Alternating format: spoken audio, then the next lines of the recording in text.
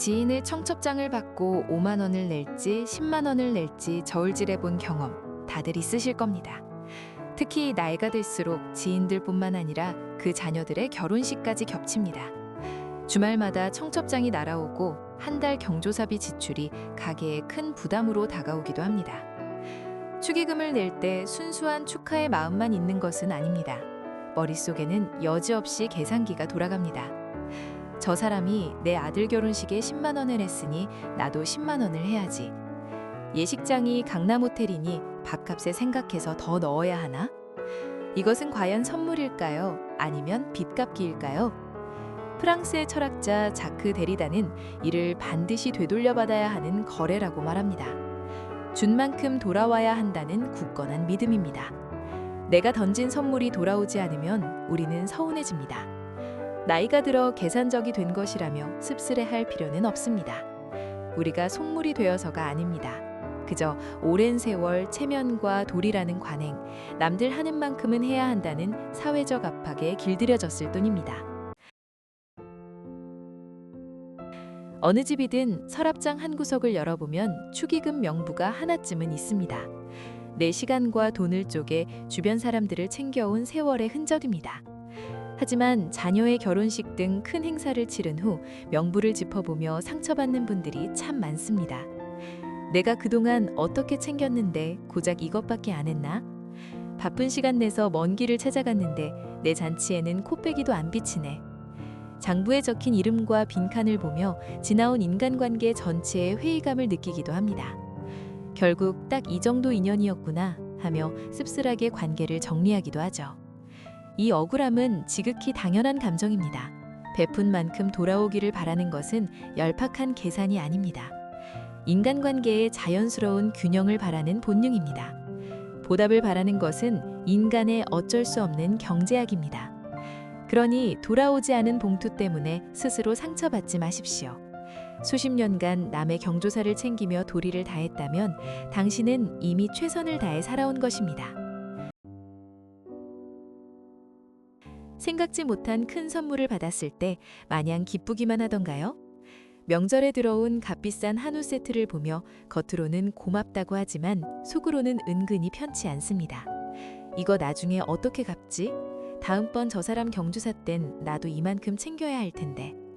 데리다는 져서 주어진 시간에서 이 불편한 감정의 정체를 해석합니다. 그는 순수한 선물은 불가능하며 우리가 주고받는 모든 것은 사실 빚이라고 선언합니다. 선물을 준다는 것은 단순히 물건을 건네는 것이 아닙니다.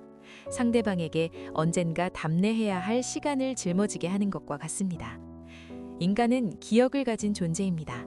누군가에게 호의를 갖는 순간 마음속에는 부채감이 생깁니다. 타인에게 무언가를 받으면 상응하는 답례를 해야 한다는 무의식이 작동하는 것입니다. 우리가 선물을 주고받으며 스트레스를 받는 이유는 그것이 본질적으로 철저한 계산이 되었기 때문입니다. 이 피로감은 우리의 마음이 좁아서가 아니라 너무나 당연한 인간의 본성입니다. 세상에서 가장 조건 없는 사랑이 내리사랑이라고 합니다. 하지만 부모 자식 간에도 복잡한 셈법은 존재합니다. 부모는 평생 자식을 위해 희생합니다. 집을 구할 때 보태준 돈, 맞벌이하는 자식을 대신해 손주를 돌봐준 시간들. 부모는 대가를 바라지 않았다고 스스로 믿습니다.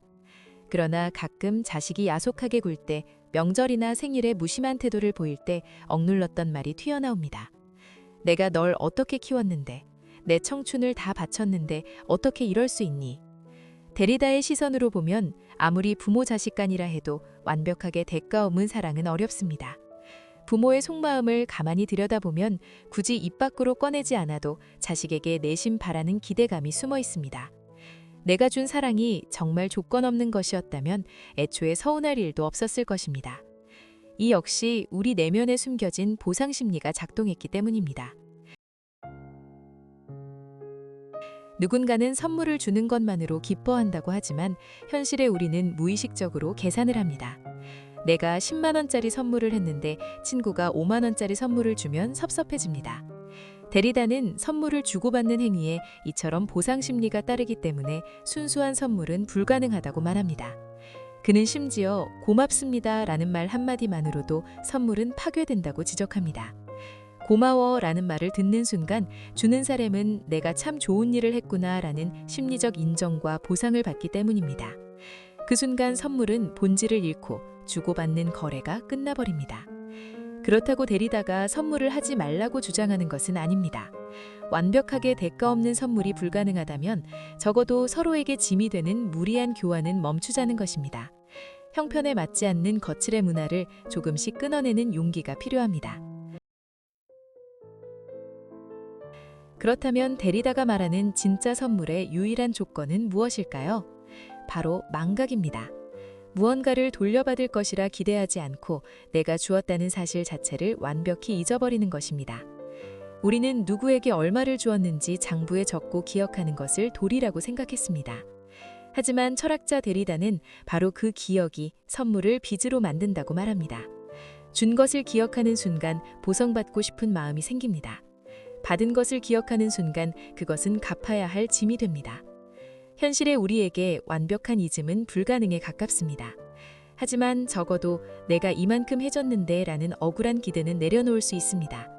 축의금 장부에 얽매이지 않고 내 형편껏 축하를 건네는 것, 그리고 내가 준 마음은 담담히 잊어버리는 것, 상대가 준 마음은 그저 고맙게 받는 것. 이럴 때 선물은 더 이상 빚이 아니라 비로소 진짜 선물이 될 수 있습니다.